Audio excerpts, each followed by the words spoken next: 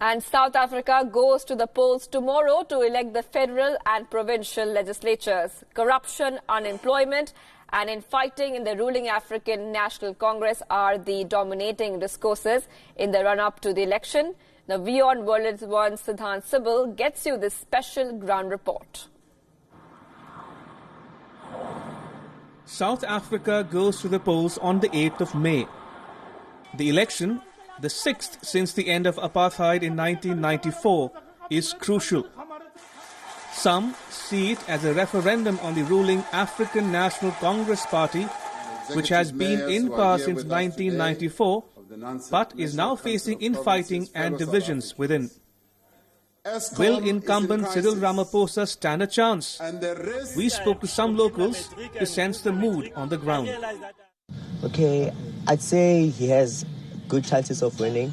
The problem is he has promised us as South Africans that he would tackle corruption in the ANC, which hasn't really been done, and if it has, it hasn't been done in a way that we as the general public could notice. So I believe that he has done great things for South Africa, but there's still more he could do, so yeah, it's not certain. I think Ramaphosa being president, there is a slim chance of doubt because lately it's not been going well for the party.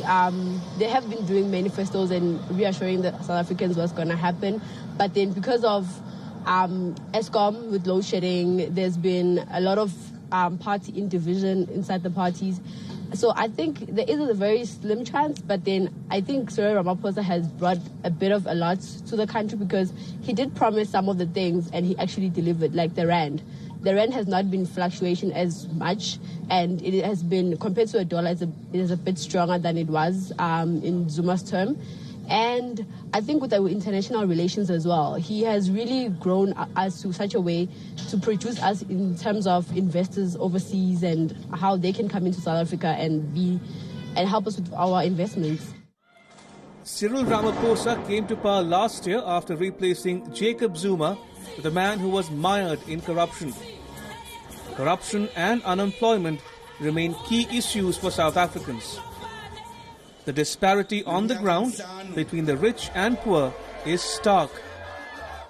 On the 8th, we'll be having our elections, and it's a huge thing considering the fact of the corruption which has come about in our country. Not only so, but the presidential changes. So people are hoping that the new presidents which have been put in place might make a bigger difference in the country.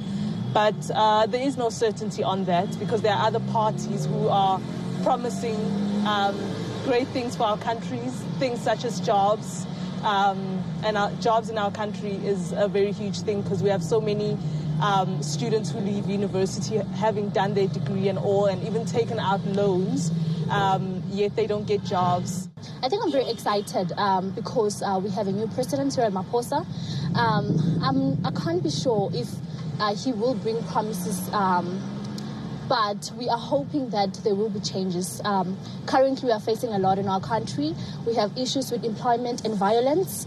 But we are hoping that maybe there will be a change in terms of political side.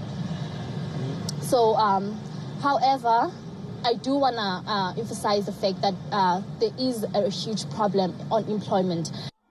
Some of the other contenders in the election are the Democratic Alliance South Africa and the far-left political party Economic Freedom Fighters, which can disturb the calculus. I'm standing in front of the Union building. This is the seat of the government here in South Africa. 25 years since democracy took root in South Africa, millions of voters will be casting vote on 8th of May. But outcomes aren't guaranteed. We know that the African National Congress is facing infighting, and this could be pitting African National Congress versus the African National Congress. Siddhant Sibyl for WION in South Africa.